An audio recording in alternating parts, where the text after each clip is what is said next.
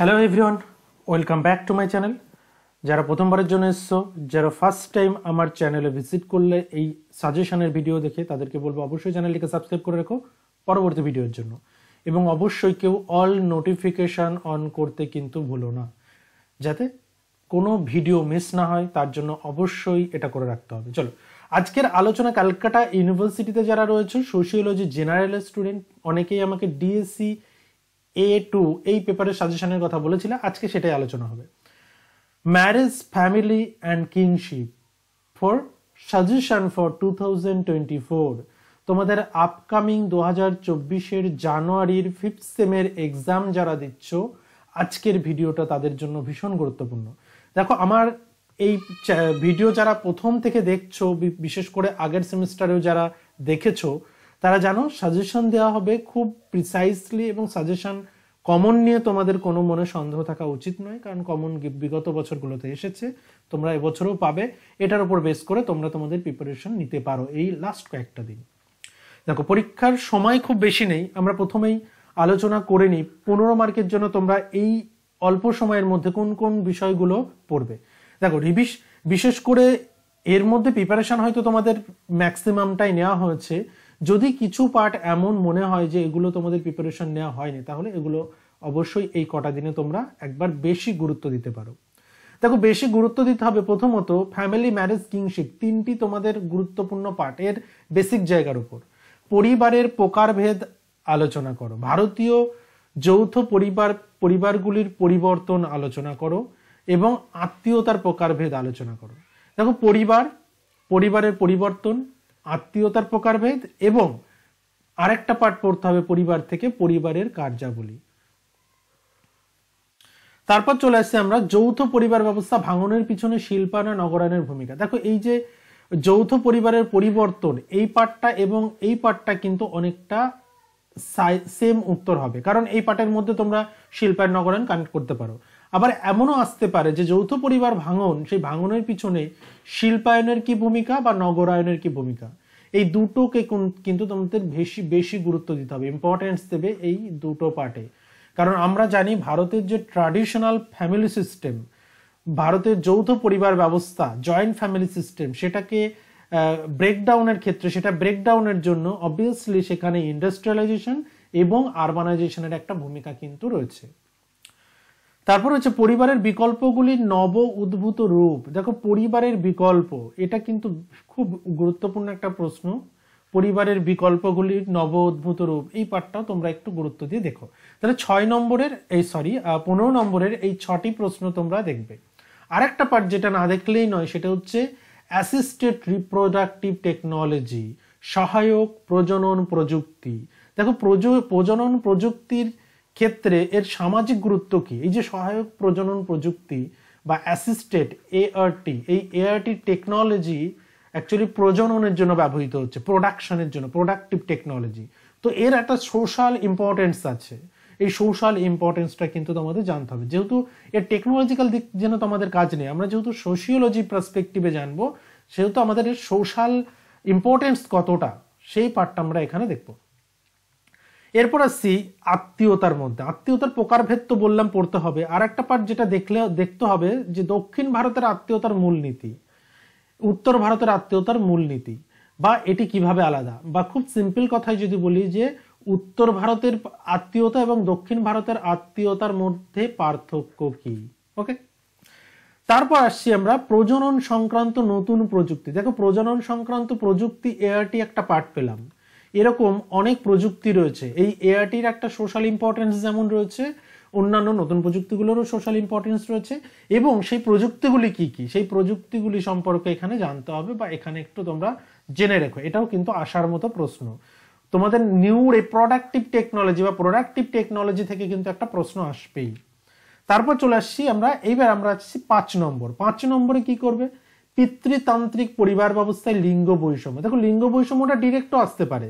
আমি পিতৃতান্ত্রিক ব্যবস্থায় কেন দিলাম, এই লিঙ্গ বৈষম্যের একটা কারণ হিসেবে মনে করা হয় যে পিতৃতান্ত্রিক পরিবার ব্যবস্থা, যে লিঙ্গ বৈষম্যের কারণ তৈরি করেছে প্যাট্রিয়ার্কাল সিস্টেম বা পিতৃতান্ত্রিক ব্যবস্থা। সেই পিতৃতান্ত্রিক ব্যবস্থা কিভাবে লিঙ্গ বৈষম্য নিয়ে আসে, বা পরিবার ব্যবস্থায় পিতৃতান্ত্রিক পরিবার ব্যবস্থায় লিঙ্গ বৈষম্য কেমন ভাবে প্রকট হয়ে উঠেছে সেটা সম্পর্কে একটা টিকা লেখো। ওকে, 2 নম্বর, ভারতীয় পরিবারে লিঙ্গ বৈষম্যের দিক। লিঙ্গ বৈষম্যের কোন কোন দিক? দেখো, লিঙ্গ বৈষম্যের ওপর বেস করে ডিফারেন্ট পার্সপেক্টিভে কোশ্চেন আসতে পারে, সে কারণে আমি ভেঙে ভেঙে দিয়েছি। ডিরেক্ট লিঙ্গ বৈষম্য দিতে পারে, পরিবার ব্যবস্থা লিঙ্গ বৈষম্য দিতে পারে, কারণ আমরা যেহেতু এটা পরিবার বা ফ্যামিলি সিস্টেমের অ্যাঙ্গেল থেকে পড়ছি, সে কারণে এটাকে আমরা দেখতে হবে যে পরিবারের মধ্যে লিঙ্গ বৈষম্যটা কিভাবে প্রকট হচ্ছে।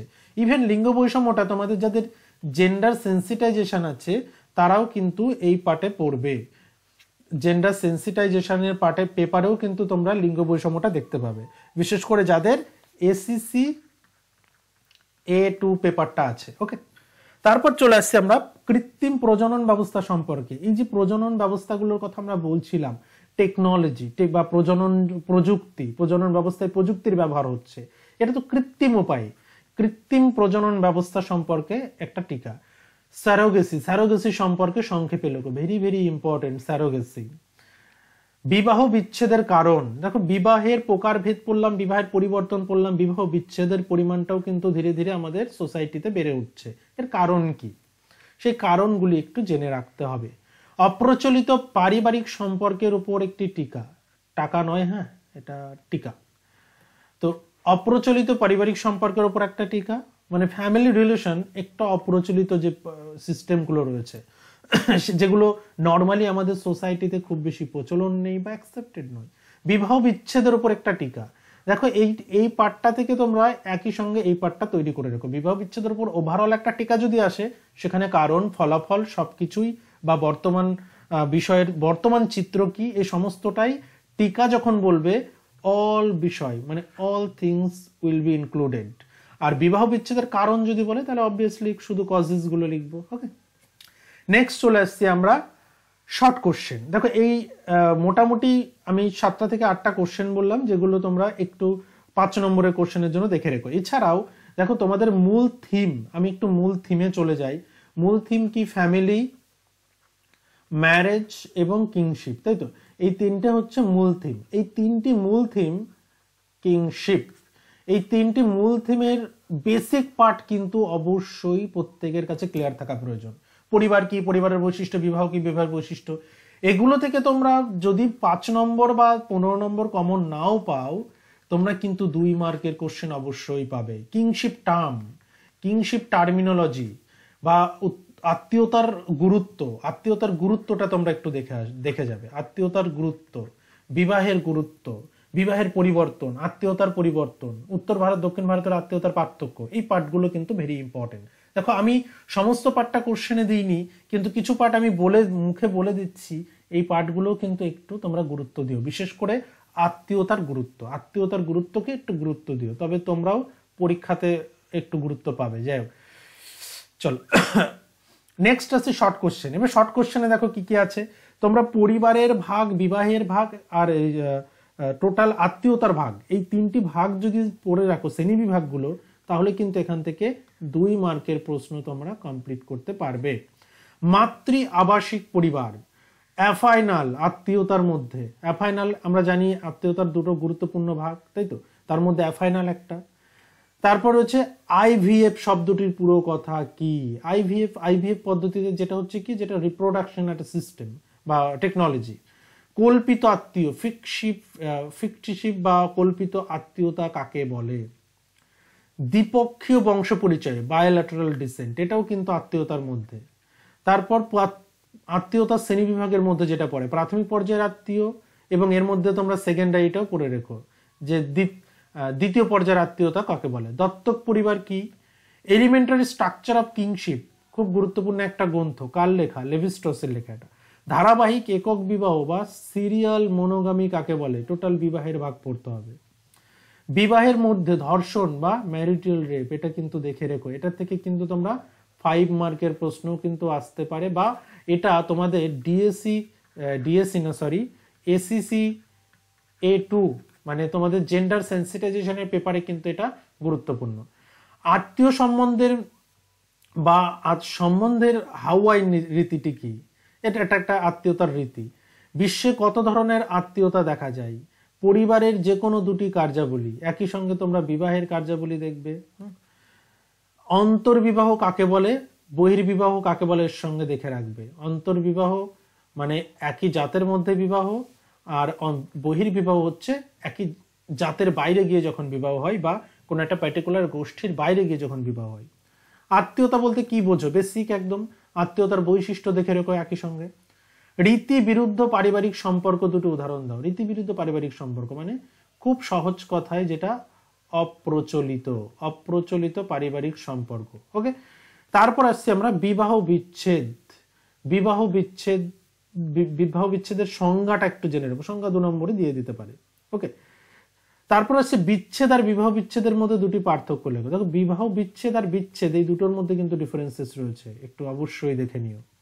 Separation and divorce. একক পরিবার বলতে আমরা কি বুঝি, বিবাহ বিধি বলতে আমরা কি বুঝি, লিঙ্গ ব্যবধান কাকে বলে, স্যারোগেসির নৈতিক বিষয়গুলো কি। স্যারোগেসি যখন পড়বে তখন এটা একটু দেখে রাখবে, স্যারোগেসির নৈতিক বিষয়গুলো কি কি। বিবাহ কাকে বলে, পরিবারের সংজ্ঞা দাও এবং